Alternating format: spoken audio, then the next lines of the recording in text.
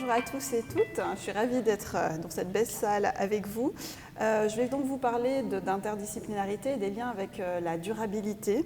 Et puis je vous propose de ce plan général, tout d'abord cadrer, même si je sais que ce sera sans doute mieux fait après par l'intervenant suivant, qu'est-ce que j'entends par interdisciplinarité et transdisciplinarité, faire un bref historique des liens entre interdisciplinarité et durabilité, pour faire un peu le pont avec les présentations que vous avez eues la dernière fois. Et ensuite prendre un exemple qu'on va décortiquer, qui est celui des plans climat. Et on va s'interroger sur est-ce que les plans climat, dont je pense que vous avez tous entendu parler, est-ce qu'ils sont faits de façon interdisciplinaire ? Et comment on pourrait stimuler cette interdisciplinarité, et puis après avoir un moment de discussion. Donc je vais passer au premier point, c'est un peu cadrer la présentation très rapidement pour vous dire ce que moi j'entends par disciplinaire, multidisciplinaire, interdisciplinaire et transdisciplinaire. J'aime assez ces petits schémas qui sont à l'écran, que vous voyez, où le disciplinaire, on voit qu'on part d'une discipline et on va vers un objet, chacun part vers une discipline et vers un objet. Le multidisciplinaire, on arrive avec plusieurs disciplines à éclairer un objet commun. L'interdisciplinaire, ce qu'on voit, ce qui est différent, c'est qu'on commence à avoir des liens entre les différentes disciplines pour, là aussi, apporter des savoirs, des méthodes sur lesquelles on aura travaillé ensemble pour éclairer un objet commun. Et le transdisciplinaire, on rajoute en fait, non seulement des savoirs, enfin, on a seulement les savoirs académiques qui seraient représentés en rose, là, plus on ajoute les savoirs de la société, parce qu'il y a des expertises aussi sur le terrain, et donc l'idée c'est de travailler ensemble sur ces questions. Et moi, dans la présentation, je vais surtout parler d'interdisciplinarité et un petit peu de transdisciplinarité. Donc voilà juste pour le cadrage, qui sera sans doute reprécisé ensuite. Maintenant, je vais juste refaire encore un petit élément de cadrage sur les liens entre interdisciplinarité et durabilité. En fait, depuis le début, quand on travaille sur le développement durable ou la durabilité, on aborde ces questions d'interdisciplinarité. Pourquoi ? Parce qu'on met en avant dans ces premiers rapports, le rapport Mido, le rapport des Nations Unies de la 87, on met en avant que c'est un problème systémique. C'est un problème qui touche aussi bien les questions de biodiversité que de pauvreté, que de consommation d'énergie, que de problématiques de dérèglement climatique. Donc on met en avant ça et on met en avant l'idée qu'il faut l'aborder de façon systémique. Et donc l'aborder de façon systémique, ça nécessite d'avoir plusieurs disciplines autour de la table qui vont travailler ensemble pour y arriver. Et ce qui est intéressant de voir, c'est que, par exemple, si on prend le rapport Mido, il a été fait par une équipe interdisciplinaire. Et je pense que s'il n'y avait pas une équipe interdisciplinaire au départ, on ne serait pas arrivé à formaliser comme ça ces questions de durabilité. Donc, finalement, l'interdisciplinarité serait même à l'origine du concept de durabilité, et la durabilité implique de penser de façon systémique et donc interdisciplinaire. Je reprends cette représentation que vous avez sans doute vue la dernière fois, qui est celle des cercles du développement durable. Là, on voit aussi qu'on est lié à l'interdisciplinarité. Pourquoi ? Parce que l'endroit où ces cercles se croisent, donc où les sphères sociales, environnementales et économiques se croisent, c'est là où se situe le développement durable. Donc ça implique là aussi d'avoir des savoirs, interdisciplinaires pour arriver à construire ce développement durable. En réalité, comme on a dû vous le dire la dernière fois, le développement durable n'est pas arrivé, ou est en tout cas beaucoup critiqué dans la recherche comme cadre conceptuel. Et puis j'aime bien cette représentation qui montre, enfin c'est le modèle de Mickey, qui montre comment ces trois sphères se sont transformées pour finalement n'avoir plus d'entrecroisement les unes avec les autres et avoir une suprématie de la sphère économique. Et donc là, on voit que là, on se doute qu'au niveau interdisciplinarité, ce n'est pas franchement intéressant. Une autre représentation que vous connaissez aussi, les ODD, les objectifs du développement durable, donc c'est 17 objectifs et c'est 169 cibles des Nations Unies. Et puis là, on peut se dire, mais est-ce que finalement, si on regarde cette représentation, est-ce qu'elle est interdisciplinaire ? Alors ce qu'on voit, c'est qu'il y a quand même énormément de facettes différentes. On passe de la pauvreté, en passant par les problématiques liées à l'eau, en passant par le changement climatique, la question de l'éducation, etc. Donc on couvre énormément de domaines. Mais la question que j'aimerais vous poser, c'est est-ce que finalement cette approche, quand vous regardez même le visuel, est-ce qu'on est dans l'interdisciplinarité ou dans la multidisciplinarité ?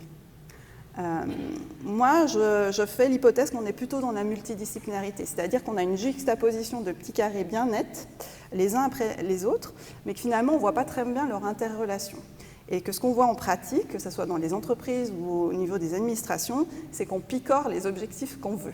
C'est-à-dire, moi, entreprise, je vais dire, ah ben moi, je fais l'objectif 4, le 8 et puis le 14. Mais en fait, il faudrait les faire tous et il faudrait les articuler. Et or, je trouve que cette représentation, justement, elle ne met pas en avant assez cette question d'interdisciplinarité et les liens entre les différents petits carrés. Donc c'est aussi une critique qu'on pourrait leur faire en disant ben, peut-être que ces objectifs ne traitent pas assez suffisamment ces questions d'interdisciplinarité. Voici maintenant les limites planétaires. Là aussi, vous l'avez abordé la semaine dernière. Donc, c'est ces processus naturels qui ont été identifiés par les recherches et ces seuils qui ont été identifiés au-dessous desquels il faut rester. Sans cela, on va menacer le fonctionnement du système terrestre. Et là aussi, on a l'impression, quand on regarde cette figure, qu'on a ces processus qui fonctionnent les uns indépendamment les uns des autres, finalement, et que, donc, du coup, on a des compétences, des disciplines qui vont derrière des spécialistes de la biodiversité, des spécialistes des questions climatiques, etc. Et puis, ce qu'on voit, c'est qu'en réalité, elles sont toutes en interrelation avec les autres. Là, c'est une cartographie qui essaye de montrer tout ce qui est en lien, mais c'est clair que le changement climatique a un impact sur la perte de la biodiversité, il a aussi un impact sur les questions d'acidification des océans, et donc du coup on voit qu'il y a plein de liens les uns avec les autres, et que même quand on reste au niveau des limites planétaires, donc plutôt sur des thématiques environnementales, il y a de l'interdisciplinarité au sein même de ça. Et puis, voilà, la dernière représentation que je vous proposerai, c'est celle qu'on utilise, nous, au Centre de compétences en durabilité. Historiquement, ce centre s'appelait Centre interdisciplinaire sur la durabilité. On a changé de nom avec de direction, mais on n'a pas changé de mission.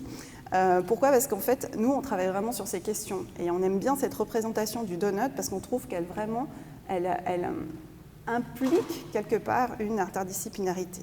Donc cette représentation, je vous rappelle, il y a un plancher social, donc c'est un minimum social que tout le monde devrait atteindre, donc un accès à la santé, à l'eau, à l'énergie, à la démocratie aussi, et puis un plafond environnemental, donc qui reprend les limites planétaires que je vous ai rapidement présentées avant.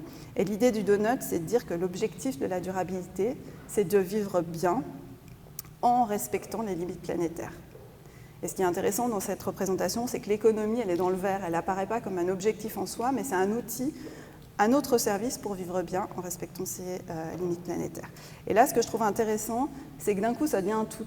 On comprend qu'on ne peut pas séparer et prendre une part du donut et travailler sur ça. On voit qu'en fait, il y a toutes les interrelations qui sont nécessaires et importantes pour ce donut. Kate Raworth, donc, qui est la conceptrice en fait, de cette représentation, qui est une économiste anglaise, elle dit en gros, il faudrait en fait plutôt représenter un plat de spaghettis où on voit tous les liens plutôt que le donut, mais si on représente le plat de spaghettis, on ne voit plus rien. Donc elle a décidé de simplifier, mais il faut avoir l'image que ce n'est pas un donut, mais un plat de spaghettis avec plein de liens entre les différentes choses. Et ça, c'est vraiment important. Et c'est avec ces quelques petits éléments que je voulais faire le lien avec les sessions précédentes et vous montrer en fait que, de mon point de vue, l'interdisciplinarité, elle est complètement sous-jacente aux questions de durabilité. Et on ne peut pas travailler ces questions de durabilité sans parler d'interdisciplinarité, sans avoir une approche systémique, etc. Alors ça, c'est la théorie. Passons maintenant à la pratique et regardons qu'est-ce qui se passe en pratique avec les plans climat. J'ai pris cet exemple parce qu'on a pas mal travaillé là-dessus et puis que c'est vraiment des outils qui ont été fortement mobilisés ces derniers temps dans les communes ou les cantons et dont vous avez sans doute entendu parler. Alors, juste un petit rappel, c'est quoi un plan climat ? Un plan climat, c'est un outil qui est assez ancien, en fait, mais qui a été mobilisé récemment en Suisse. Donc, depuis 1993, on en a aux États-Unis. Depuis 2015, c'est les premiers en Suisse, donc dans des grandes villes. Et aujourd'hui, autour du monde, on en a plus de 1000. C'est des stratégies, en fait, de réponse à la crise climatique par les gouvernements locaux, surtout, donc plutôt cantons et puis communes. Et là, déjà, on peut remarquer quelque chose, c'est qu'ils se spécialisent uniquement sur les questions de climat. Alors, vous vous rappelez tout à l'heure, il y avait toutes les limites planétaires et le climat n'est qu'une des limites. Donc déjà, on peut dire qu'il réduit le champ, le plan climat. Donc, par essence, il réduit le champ de l'interdisciplinarité parce qu'il ne s'attaque qu'à une seule des stratégies et qui fait un focus surtout sur les émissions carbone. Ensuite, alors une fois, si on regarde un plan climat, vous en avez peut-être déjà feuilleté, en fait, finalement, un plan climat, il propose des objectifs à atteindre et il propose des mesures qui sont organisées en domaine d'action pour y parvenir. Et là, on verra, c'est l'autre problématique, c'est que finalement, ces plans climat, ils sont calqués sur le fonctionnement de l'administration qui se fait beaucoup en silo. Donc, comme on verra, c'est un petit peu compliqué d'être interdisciplinaire dans ce cadre. Et puis, ce qu'on voit, c'est quand on analyse, donc nous, on a analysé énormément de mesures de plan climat et de plan climat, ce qu'on voit, c'est que personne n'a les mêmes objectifs. En fait, les plans climat, il faut vous dire que pour l'instant, c'est le Far West, et chacun met ses propres objectifs, c'est-à-dire chacun met sa propre définition de ce que c'est la neutralité carbone, chacun met sa propre définition des émissions qu'il prend en compte ou pas, chacun met sa propre définition du périmètre qu'il prend en compte. Donc en gros, les plans climat, vous ne pouvez pas tous les assembler, parce que chacun fait comme il veut. Il n'y a pas de règles en fait, autour des plans climat, du coup, on a des structures et des objectifs très variés. Et puis, c'est un document à portée stratégique, donc c'est un peu un cadre directeur pour les politiques publiques. Et à travers lui, même si elles ne sont pas affirmées telles quelles, on peut deviner une vision du monde, mais elle n'est pas affirmée telle quelle. Alors, vous avez plusieurs types de plans climat. Vous avez des plans climat plutôt d'intention, alors qui mettent plus en avant, du coup, les questions de vision. Là, il y a le plan climat de Paris, qui est très connu pour ça, où vraiment, là, il pose des intentions, des visions, mais il ne dit pas comment on va y arriver. Il dit, en fait, il faudrait arriver à ça, mais il ne dit pas comment y arriver. Et puis on a une autre série de plans climat à l'autre bout du spectre, comme celui de Grenoble, qui est un plan climat plutôt qui va très très loin dans la définition de mesures, en mettant des objectifs, en mettant des mesures, des sous-mesures pour y arriver, et des outils, des indicateurs aussi qui permettent de mesurer si elles ont bien été mises en place. Alors, ce qu'on voit, c'est quand on regarde ce qui est commun à tous les plans climat, c'est qu'elles sont organisées par secteur. Je fais le lien ici avec l'interdisciplinarité. En gros, dans l'analyse qu'on a fait de 1600 mesures de plan climat, on trouve toujours la même chose. Si je prends la slide d'après, en gros, il y a beaucoup de mesures sur l'énergie, beaucoup de mesures sur la mobilité, pas mal de mesures sur tout ce qui est urbanisme, et puis après, ça se répartit, agriculture, alimentation, des choses comme ça. On retrouve toujours ces mêmes catégories. Pourquoi ? Parce que ces catégories, elles reprennent en grande partie la structure des services de l'État. Et donc, du coup, on a vraiment une approche dans les plans climat où on a une liste par domaine et on ne voit pas nécessairement les interrelations entre les différentes mesures, ce qui peut générer un certain nombre de problématiques. Alors, voici, ça c'est le plan climat du canton de Vaud. Donc là, on voit, enfin, je ne sais pas si vous voyez quelque chose, mais en gros, on voit aussi que là, ils ont catalogué les mesures stratégiques autour des axes qu'on a vus précédemment. Rien de très innovant. Donc il y a plusieurs aspects dans les plans climat. D'abord, c'est de réduire les émissions, donc d'avoir des mesures pour moins émettre de CO2. Et puis après, il y a plein de mesures d'adaptation. Ça, on ne le trouve pas nécessairement dans tous les plans climat, mais c'est l'idée de dire comment on peut adapter nos territoires au changement climatique, parce que de toute façon, il va arriver. Donc préparons-nous à ça. Et après, l'idée, là, dans ce que propose le plan climat du canton de Vaud, c'est aussi de documenter et de monitorer ces différents éléments. Ce n'est pas le plan climat le plus innovant du monde, le plan climat du canton de Vaud. Il est plutôt dans les bons derniers. Mais il s'améliore, ils font d'autres versions. Le plan climat de la ville de Lausanne, il est un petit peu plus intéressant, je trouve, parce que déjà, il affiche le fait que c'est un plan climat qui va travailler sur les enjeux de carbone, mais aussi sur les questions de solidarité. Donc on voit qu'il y a un lien entre le plancher environnemental, même si c'est que les émissions carbone, et ils abordent un petit peu les questions de biodiversité, et ce plancher social. Donc là, c'est déjà intéressant. Et puis ce que je trouve aussi intéressant, c'est que, alors bien sûr qu'il reste par secteur, on retrouve les mêmes catégories, etc. Mais il commence à montrer qu'il peut y avoir des liens et qu'il y a des politiques transsectorielles. Dans les petites icônes, on voit que ça apparaît de temps en temps. Donc il y a une réflexion sur ces questions. Donc ça, c'est deux exemples de plan climat. Et puis alors, on peut se poser la question, pourquoi un plan climat, aujourd'hui, ça ressemble à ça ? Pourquoi on n'arrive pas à le faire différemment ? Et il faut comprendre comment ils sont faits actuellement, ces plans climat. Ces plans climat, ils sont faits dans un contexte où les administrations n'ont déjà pas beaucoup de temps, où elles le voient comme un truc en plus. Et donc, du coup, il y a quelqu'un qui est souvent nommé ou quelqu'un qui est engagé pour faire ce plan climat. Et donc, ce qu'il va faire, parce que souvent, c'est un contexte d'urgence, donc il doit produire très vite son document, il va aller voir les services, un par un. Et il va leur dire « Bonjour, je travaille sur le plan climat. Est-ce que vous pouvez me dire les mesures que vous avez en cours qui vont dans le sens de réduction des émissions, par exemple, ou d'adaptation ?» Et qu'est-ce que vous imaginez que vous pourriez faire? Et donc il va faire ça et il va aller voir tous les services un par un qui vont envoyer des listes de mesures. Et finalement, son travail, dans le temps donné, il va plus s'agir de répertorier ces mesures, de les mettre ensemble et d'en faire une liste qui va finalement constituer le plan climat. Mais donc du coup, il n'y a pas de co-construction en fait entre les différents services de ce plan climat, il n'y a pas d'interdisciplinarité, c'est-à-dire que les ingénieurs qui sont au service de mobilité, ils ne vont pas travailler avec les personnes qui travaillent sur les aspects, par exemple, de précarité, etc. Donc on va peu avoir de lien parce qu'on n'a souvent pas le temps de le faire, par les ressources de le faire, et ce qui fait qu'il y a vraiment peu de mesures qui sont transversales dans les plans climat. On reste très sectoriel et on reste avec une belle liste de mesures sans qu'elles soient intégrées les unes aux autres. En termes donc ces plans climat, ils sont souvent faits au sein de l'administration, souvent on engage aussi des entreprises pour le faire, mais on arrive encore peu à intégrer des experts de l'extérieur, et quand on les intègre, en gros, on leur demande des synthèses sur la thématique de la mobilité, ou sur la thématique de l'énergie, ou sur une thématique spécifique de la rénovation, par exemple des bâtiments, voilà. Mais on ne va pas les faire travailler ensemble. Donc on reste toujours aussi dans cette vision très sectorielle, et on ne demande pas aux experts, peu souvent en tout cas, de co-construire avec les gens des communes ou des cantons les mesures. C'est souvent un travail qui est interne à l'administration avec quelques apports externes.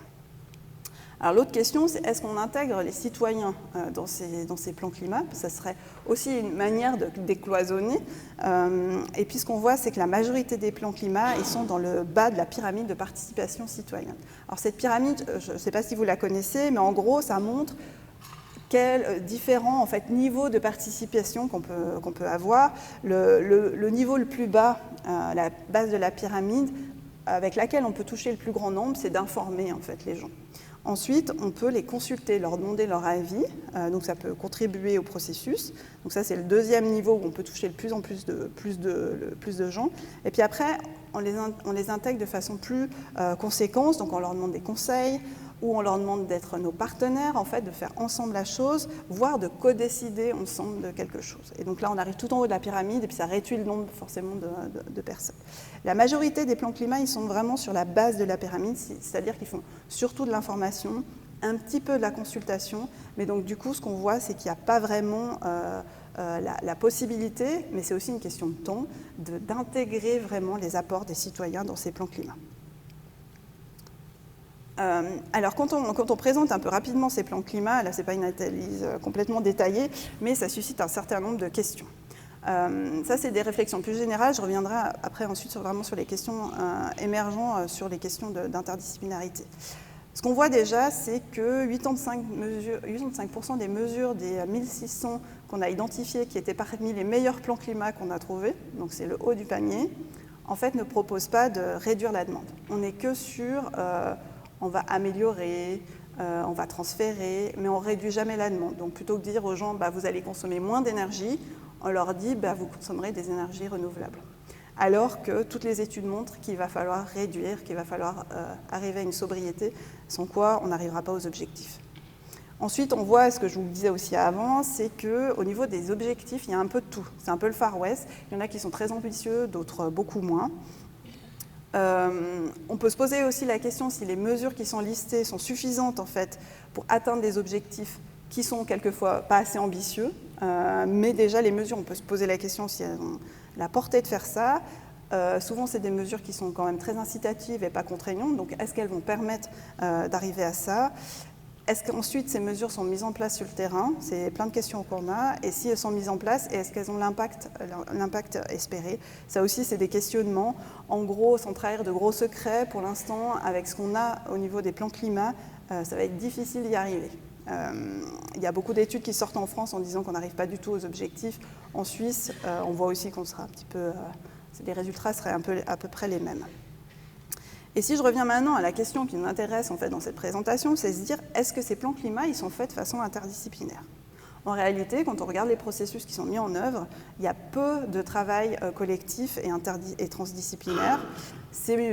On en ressort une liste de mesures qui ne sont pas vraiment articulées. C'est des approches en silo, donc des mesures liées à des services. et qui finalement vont peiner à se mettre en place parce qu'après, il y a un mécanisme assez pervers dans l'administration, c'est que les différents services vont freiner entre eux la mise en place des mesures des autres parce que finalement, on va se rendre compte que peut-être elles touchent à quelque chose chez eux et donc du coup, il y a des phénomènes de frein interne à l'administration et c'était assez intéressant quand on a fait toute une série d'entretiens dans les administrations de voir que quand on leur disait mais c'est quoi le principal frein en fait à la mise en place des mesures et que les gens vous disent c'est mes collègues, ça pose quand même question. Mais en même temps, le processus, rien n'est fait pour qu'ils aient l'espace pour en discuter avant et donc du coup après ils bloquent les mesures, les autres services bloquent les mesures d'un autre service parce que finalement elles ne sont pas co-créées et co-décidées.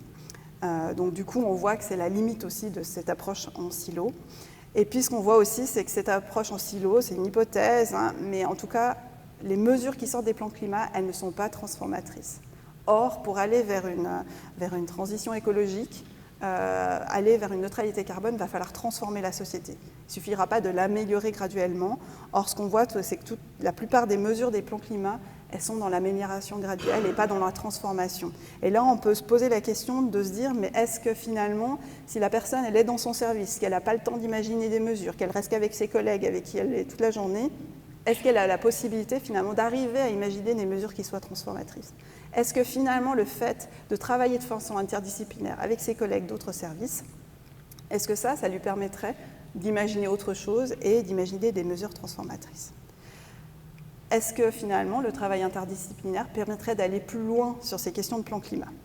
Alors c'est maintenant ce que je vais essayer de faire en essayant de voir comment on pourrait améliorer ces processus de plan climat pour aller plus loin. Alors après, il faut bien être conscient que là, l'interdisciplinarité pourra sans doute aider à améliorer la qualité des plans climat et à améliorer les mesures pour qu'elles soient transformatrices, mais ce n'est pas tout. On est bien conscient qu'il y a des aspects politiques, des aspects économiques, enfin, il y a plein d'autres trucs derrière, mais c'est un bon début. Donc c'est sur ça qu'on va se concentrer, et donc je vais essayer de voir maintenant, me dire, reprenons les plans climat et réfléchissons à comment on pourrait les faire de façon plus interdisciplinaire et quelles étapes il faudrait y avoir pour que ça fonctionne. Là, j'ai repris 4 étapes, j'ai un peu simplifié un certain nombre de choses pour que ça soit plus lisible. Elles viennent en partie d'articles en fait, sur les plans climat et sur des analyses de pourquoi les plans climat actuellement ne fonctionnent pas très bien. Et donc du coup, j'en ai tiré un certain nombre de choses, j'ai tiré de la littérature scientifique, j'ai aussi tiré des choses, des expériences qu'on a eues sur le terrain, parce qu'on a été fortement impliqués dans différents plans climat ou stratégies de transition écologique, donc comme le Grand Genève, canton de Genève, ville de Lausanne, canton de Vaud, canton du Valais, canton du Jura, et puis ville de Morges, un peu du conseil de ville de Carouge, etc. Donc on a pu baigner un peu dans pas mal de plans climat à différentes échelles et en tirer un certain nombre de choses. Et donc du coup, je vais vous mentionner un certain nombre d'éléments. Ça n'a pas pour but du tout d'être exhaustif, mais c'était une manière aussi de vous montrer aussi peut-être qu'il y a des ponts que vous arriverez sans doute à faire. Moi, je ne suis pas enseignante, mais vous, oui, et donc peut-être des transformations qui seront possibles à faire pour l'utiliser aussi dans vos classes. Alors, la première chose, peut-être je vais repartir là-dessus, la première chose, c'est qu'on se rend compte que si vous voulez faire un plan climat avec des équipes qui viennent de disciplines complètement différentes, qui sont de services différents, il va falloir quand même prendre un moment pour établir un socle de base pour qu'ils puissent discuter ensemble. Et pour l'instant, dans les plans climat, on ne prend pas du tout ce temps-là, parce qu'ils ne se rencontrent d'ailleurs jamais, la plupart des équipes, et puis pour qu'elles puissent parler de la même chose. Ensuite, le deuxième point, ça sera d'établir une vision commune. Le troisième point, je vous montrerai comment on peut préparer un cadre d'analyse interdisciplinaire et puis après voir comment on peut stimuler la co-création. Alors, le premier point, donc je reviens en arrière, c'était comment on fait pour parler de la même chose et établir un socle de base. Ce qu'on voit, c'est que souvent, quand on arrive dans des communes, il y a, dans les services ou au niveau de la municipalité, il y a des connaissances sur le climat qui sont complètement différentes. En fait, il n'y a pas un socle de base de connaissances, il y a ce qu'on a entendu dans les médias, mais en fait, il faut un peu s'assurer que tout le monde a les mêmes connaissances de base. Et c'est pour ça qu'au Centre de durabilité, en relation avec tous les cantons de Suisse romande, enfin les agendas 21 de Suisse romande, on a réalisé des capsules vidéo Alors, elles ne sont pas encore disponibles, mais elles le seront dans quelques jours, donc je ne pouvais pas encore vous donner le lien, qui explique en fait le climat dans les grandes lignes, en gros, les trucs de base à savoir. Et puis, ça a été fait en faisant des interviews avec plusieurs chercheurs et chercheuses de Suisse romande, dans différentes universités. Et donc ça, on se dit, ça pourrait être un outil de base, et se dire, on part du principe que tout le monde a vu et à peu près compris ces capsules pour commencer à travailler. Ensuite, l'autre chose qui n'est jamais fait dans les plans climat et qui est important, c'est en fait qu'il y a quand même des cadres conceptuels différents de la durabilité. Vous vous rappelez les différents cadres que je vous ai présentés en introduction, je les ai mis dans l'ordre chronologique. Mais en fait, ils se superposent. C'est-à-dire que quand vous avez plusieurs services autour de vous, rien ne vous assure que tout le monde a le cadre conceptuel du donut. Sans doute qu'une grande partie des gens n'ont pas eu de formation sur la durabilité depuis, et puis ils sont restés sur les 3 cercles du développement durable. Peut-être qu'il y en a pour qui la question climatique est vraiment essentielle et beaucoup plus importante que d'autres limites planétaires. Peut-être qu'il y en a d'autres qui sont vraiment sur ces objectifs du développement durable. Donc, autour de la table, vous allez avoir des représentations différentes de la durabilité. Et là, c'est important en fait, de les partager et d'être au clair que soit il y a une représentation différente, soit il y a une représentation commune, mais d'en parler. Parce que ce n'est pas pareil de prendre le modèle du développement durable qui sous-entend l'hypothèse qu'une croissance économique est compatible avec le respect des limites planétaires, avec une durabilité forte qui dit que non, il va falloir en fait que l'économie est au service et qu'on doit respecter les limites planétaires. Ce n'est pas du tout les mêmes visions de la durabilité. Là, c'est important d'en discuter en disant mais quelle vision de la durabilité on adopte ou quelle tension il y a autour de ces visions, parce que sinon vous allez avoir un peu du mal à travailler ensemble parce que vous n'aurez pas les mêmes visions de la chose. Dans la même veine, c'est toujours intéressant de faire un travail sur les définitions. Ça, c'est les définitions qu'on a fait pour le Grand Genève. Alors cette définition, elle a l'air toute bébête, mais c'est un travail énorme pour s'assurer qu'on ait un groupe d'une centaine de personnes qui partagent une définition de ce que c'est la transition écologique. Alors, ça ne veut pas dire que nous, en termes scientifiques, on se dirait « Oh là là, cette définition, elle n'est pas parfaite ». Clairement, elle n'est pas parfaite. Mais par contre, elle a été co-construite et elle est appropriée par toutes les parties. Et donc là, c'est une manière aussi de poser le socle de base. Et dans cette première phase aussi, je pense que c'est aussi important de se rendre compte que, en fait, travailler sur la transition, c'est travailler sur les questions d'émotion. Parce que finalement, alors vous avez, je pense tous et toutes, entendu parler d'éco-anxiété, notamment chez les jeunes, mais pas seulement. Et ça, il faut bien être au clair que, en fait, il y a des questions d'émotion derrière. Parce que finalement, de se rendre compte que la finitude, de se rendre compte qu'en fait, si on a un paquet de bonbons, au bout d'un moment, il n'y aura plus de bonbons, que c'est fini. Ça nous confronte à un certain nombre d'enjeux, dont des enjeux qui sont notre propre finitude, la mort, la perte d'un monde qu'on a connu, etc. Donc c'est très lourd, en fait, psychologiquement. Là, vous avez ici la courbe de deuil de la collapsologie. Donc, les équipes, on le voit vraiment sur les équipes des plans climat, mais on peut le voir chez pas mal d'autres personnes, et vous-même, sans doute, vous avez eu cette courbe où il y a des moments où vous allez vous dire mais on ne va jamais y arriver, personne n'a pris conscience du problème, voilà, donc là vous êtes Puis après, l'idée c'est de remonter, c'est-à-dire d'accepter ces émotions et puis d'en faire une force en fait de mouvement et pas qu'elles nous pétrifient sur place. Et ça, c'est des choses qui sont quand même très importantes à identifier pour les prendre en compte dans un groupe. Et je pense que ça aussi, sur les questions d'éco-anxiété, je pense que vous serez aussi, c'est aussi des questions que vous allez vous poser dans vos classes. Comment on parle de ces enjeux en faisant qu'on mette en mouvement en fait vos étudiants, vous ne les pétrifiez pas et qu'au contraire ils transforment la chose, qu'ils se rendent compte de la hauteur des enjeux mais qu'ils les transforment. Et ça, c'est toutes des choses à aborder. Et je pense que quand on fait de l'interdisciplinaire, on parle souvent assez peu de ces émotions, mais au moins il faut avoir des moments d'espace où on peut les mettre sur la table. Et puis ça, on peut dire « Ah oui, mais bon, c'est chez les jeunes ». Je ne crois pas, parce que la semaine dernière, j'étais par exemple à l'Office fédéral de l'environnement, confédération, donc ça, ce n'est pas des jeunes, on va dire, c'est plutôt des gens assez âgés. Et puis eux étaient clairement dans ce schéma-là d'éco-anxiété suite à la votation sur la taxe CO2. En fait, toutes les équipes, elles étaient au fond du bac. Et puis donc ça, c'est aussi des choses qu'il faut comprendre aussi. C'est ce désespoir, cette colère, ces émotions, il faut vraiment les prendre en compte et les accompagner. Et ça fait partie aussi du socle de base à avoir.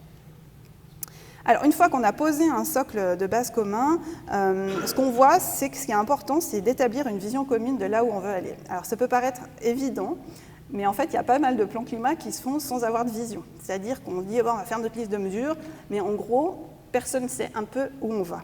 Or, si on prend une métaphore montagnarde, en gros, c'est mieux, bien sûr, de savoir d'où on part. Mais avant de mettre en place comment y parvenir et les mesures, il faudrait déjà savoir où est l'objectif, parce que sinon on risque de se tromper de sommet, on risque de... Voilà. Donc en fait, c'est important de définir l'objectif, et là on peut poser la question de comment on définit l'objectif.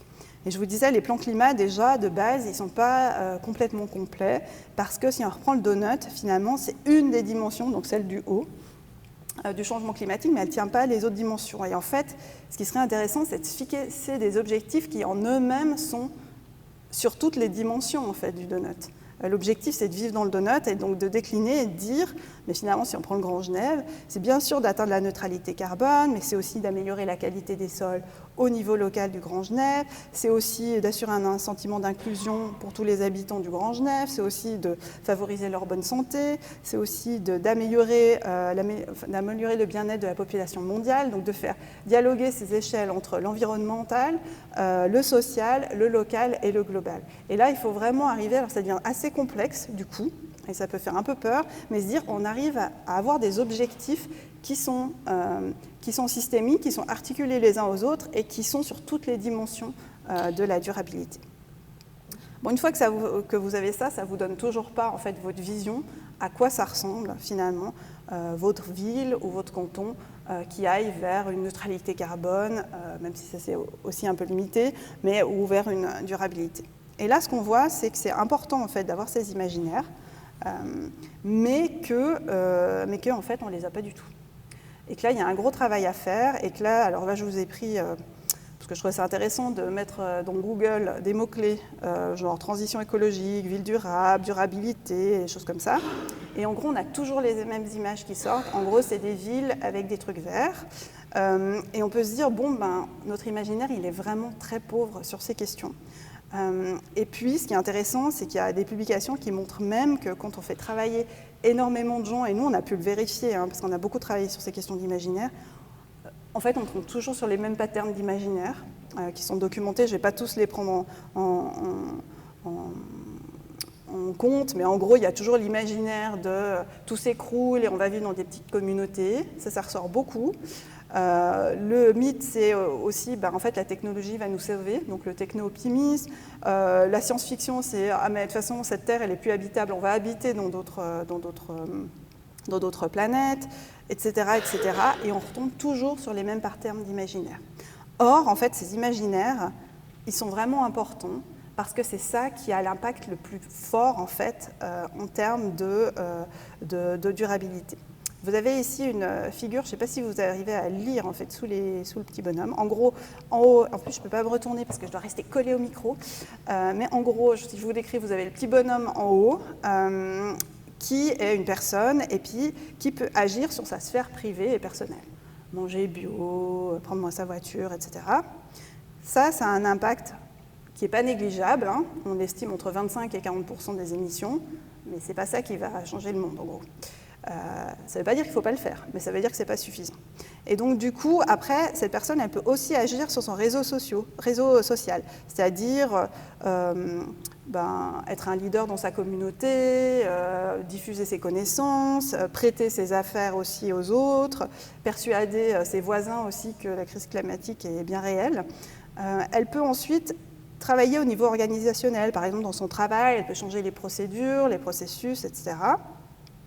Ensuite, elle peut, on arrive à l'avant-dernière sphère, c'est au niveau public, c'est-à-dire elle peut essayer de manifester, elle peut essayer de changer les lois, elle peut essayer de voter aussi.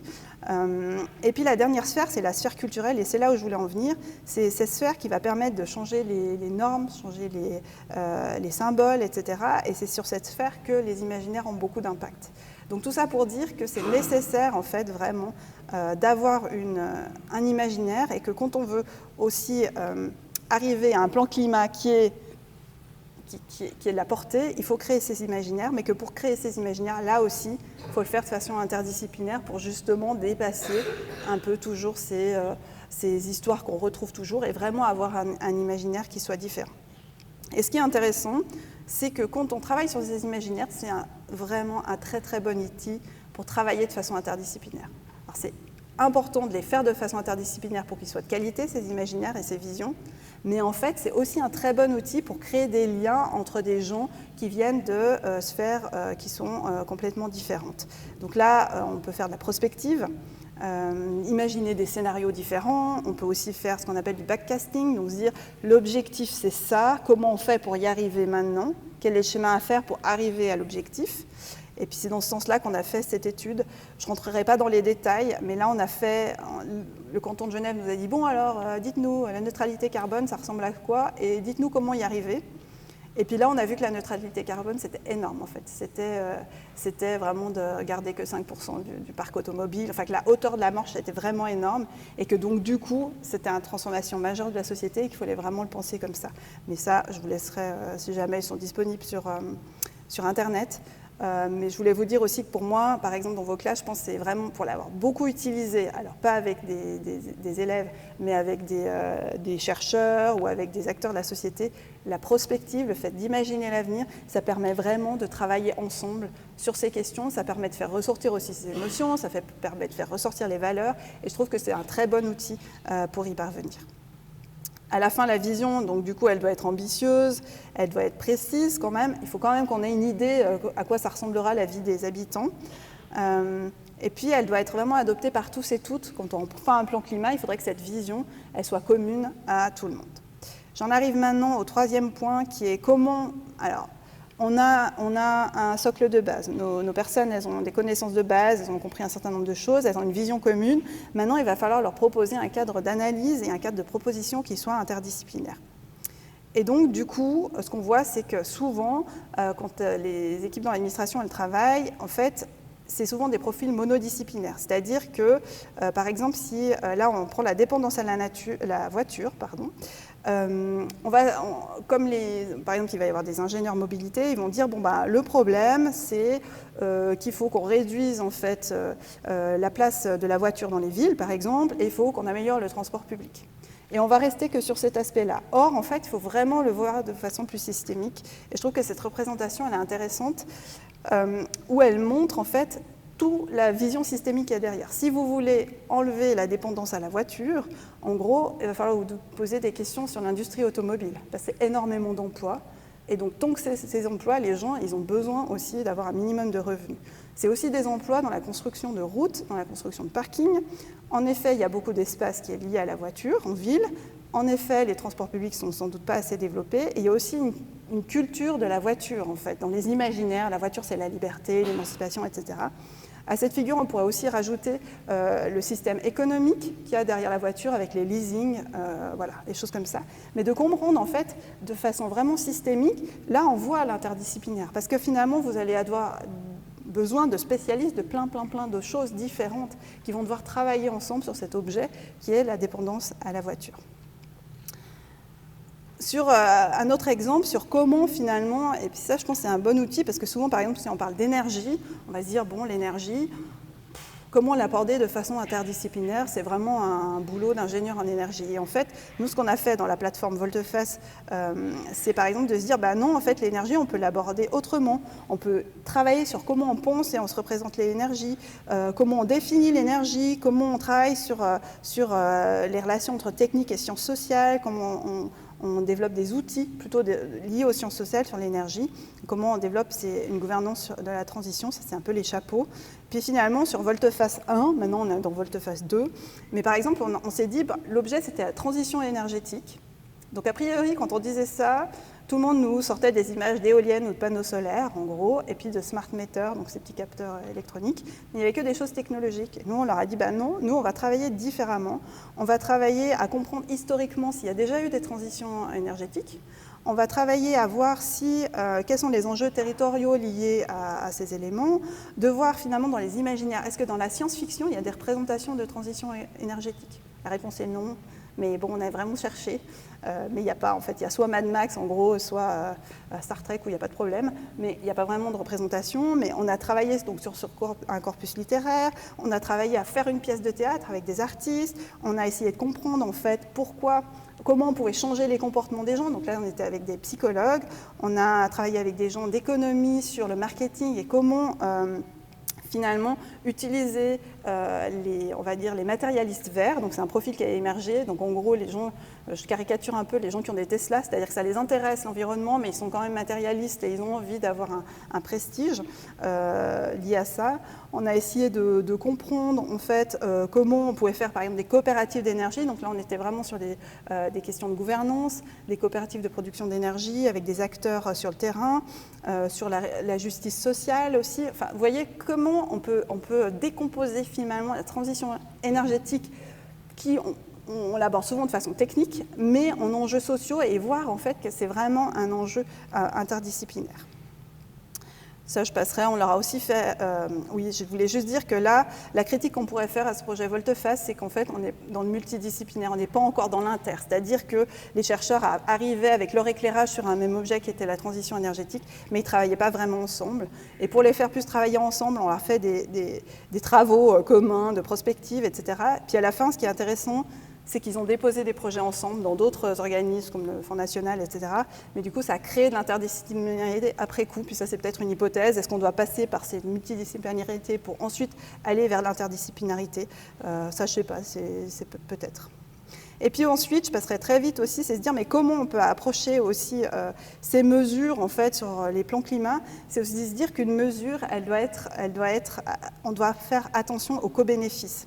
Parce que souvent, on ne regarde que les bénéfices environnementaux. Cette mesure va nous permettre de réduire de temps les émissions carbone. Mais il y a d'autres aspects environnementaux, il y a des aspects sociaux. Est-ce que cette mesure, finalement, par exemple, on prend les transports publics gratuits, vu qu'on en parle beaucoup, est-ce que cette mesure va permettre d'avoir un impact environnemental? Est-ce que cette mesure va permettre d'avoir un impact social? Est-ce que cette mesure va avoir un impact économique? Est-ce que cette mesure va avoir aussi des impacts en termes d'adaptation, par exemple, des territoires? Et tout ça, en fait, ces analyses, si on a ce cadre d'analyse, là, on commence à voir comment elles doivent être, en fait, sur différents niveaux, les mesures. Et puis, peut-être juste vous montrer, nous, on a fait ce travail-là sur, je crois qu'il y avait 2500 mesures, on a pris des mesures de politique publique qui existent dans le Grand Genève, et on s'est dit, est-ce que cette mesure a un bénéfice pour la biodiversité? On les a passées toutes comme ça, pour se rendre compte, en fait, si ces mesures, elles étaient en adéquation avec toutes les dimensions du donut, quelque part, ou pas. Donc, du coup, on voit qu'il y a quand même des mesures qui vont complètement encore à l'inverse de la transition écologique, mais la plupart sont en adéquation partielle, voire complète, avec ces enjeux-là. Pour finir, parce que j'ai plus beaucoup de temps, l'idée, c'était de travailler sur... Alors, on parle de la même chose. On a une vision commune, on a un cadre d'analyse qui nous permet d'approcher de façon interdisciplinaire ces enjeux. Après, comment on co-crée ensemble? Et puis, c'est vrai que souvent, la participation, ça reste une piste intéressante pour travailler ensemble. Mais bon, déjà, ça veut dire qu'on fait de la participation avec des profils différents. Parce que moi, j'ai vu aussi pas mal d'exercices participatifs où il y avait les mêmes gens, alors c'est super. Mais en fait, s'il y a les mêmes profils, ça ne fait pas vraiment de l'interdisciplinarité. Donc, avoir des profils différents pour aborder de façon systémique. Et puis, ça veut dire qu'on met en place des cadres qui sont intéressants en termes de dispositifs, de temps et de ressources. Là, je vous ai mis les meilleures références, je trouve, que sur les processus participatifs, les guides, que je trouve assez intéressant. Il y en a qui sont un peu vieux. Il y en a un qui est tout nouveau, c'est celui de la FEDEVACO, là, qui est très bien, moi, je trouve, qui donne des pistes aussi comment travailler, par exemple, dans vos classes de façon participative. Et il y a plein de méthodologies différentes qui, je pense, je les ai utilisées, pas dans les classes, mais je pense que ça peut être transférable. Et puis se dire, on pourrait aussi aller plus loin, parce que là, on les fait participer, coproduire quelque chose, et on pourrait même aller vers des assemblées citoyennes, ça vous en avez entendu parler aussi, notamment en France. Nous, on va tester à l'UNIL pour voir si on arrive à faire ça aussi. Mais ce qu'on voit, c'est que dans tous les cas, que ce soit dans les assemblées citoyennes, dans les exercices de participation, souvent, on peine encore un peu à arriver à vraiment un exercice qui soit interdisciplinaire et qui permette d'arriver à des propositions aussi qui soient coproduites. Il y a plusieurs raisons. Souvent, le cadrage il est hyper strict. Souvent, les gens, ils n'ont pas le temps. Donc, en fait, ils reviennent à des trucs qu'ils savaient déjà avant. Et puis, souvent, comme on n'a pas le temps, on les fait direct travailler sur comment il faudrait arriver par exemple, la neutralité carbone sans les faire travailler sur cette vision. Du coup, en fait, les mesures, elles ne sont pas hyper intéressantes à la fin.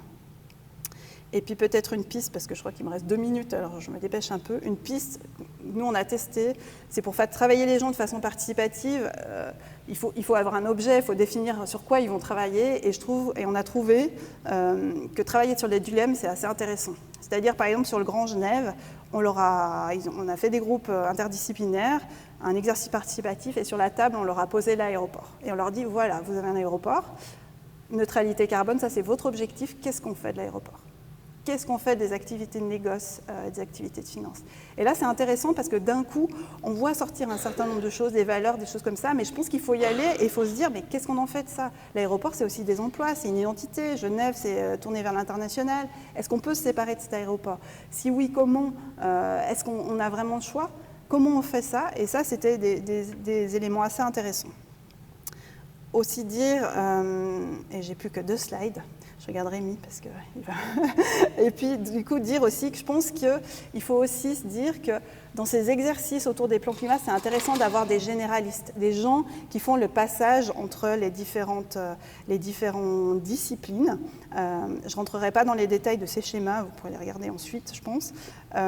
Et ça, c'est vraiment ce que j'essaye de former dans mon équipe, c'est des généralistes qui sont capables de passer d'une discipline à l'autre et de faire des liens, parce que je pense que aussi l'interdisciplinarité, ça passe par le fait aussi de ces passeurs de monde, et donc il faut les former. Et ensuite, je pose la question de est-ce que finalement, il faut aussi travailler sur parce qu'on parle d'interdisciplinarité, travailler ensemble sur des problématiques. Et là, c'est une question que je pose. Moi, j'ai l'impression que ça fonctionne, c'est la création ensemble. C'est-à-dire de travailler sur des questions artistiques ensemble. Nous, on l'expérimente depuis 3 ans avec le théâtre de Vidi, où on met 7 jeunes chercheurs et 7 jeunes artistes. En gros, on les enferme pendant 1 année ensemble. Enfin, on les enferme pas, ils ont le droit de se parler, mais ils doivent produire quelque chose à la fin. Alors, il n'y a pas tout qui est bien, mais l'idée, c'est que vraiment, là, ils pensent différemment les choses et ils sont confrontés aussi avec des gens qui sont très différents d'eux. Ces 7 jeunes chercheurs, ils viennent des 7 facultés de l'UNIL, donc ils n'ont rien à voir en termes de discipline. Et ils se retrouvent face à 7 jeunes artistes qui sont aussi de disciplines différentes, le chant, la danse, etc. Et ils vont travailler ensemble. Et donc, du coup, c'est une façon de les mettre aussi dans une situation un peu bizarre, et puis qu'ils arrivent à produire quelque chose et qu'ils arrivent à créer quelque chose ensemble. Et là, je me demande aussi s'il n'y a pas quelque chose là-dessus aussi à travailler sur la création, sachant que pour revenir à ma slide, et j'en finirai là-dessus, sur l'éco-anxiété, le fait de créer, le fait de sublimer quelque chose qui n'est pas forcément évident, on voit que c'est un bon outil en fait, pour travailler sur ces questions. Voilà, je m'arrêterai là. Je crois que je suis un petit peu près... On n'a pas beaucoup de temps pour les questions, mais voilà, je suis heureuse de prendre des questions si vous en avez. Ouais, je crois qu'il y a là...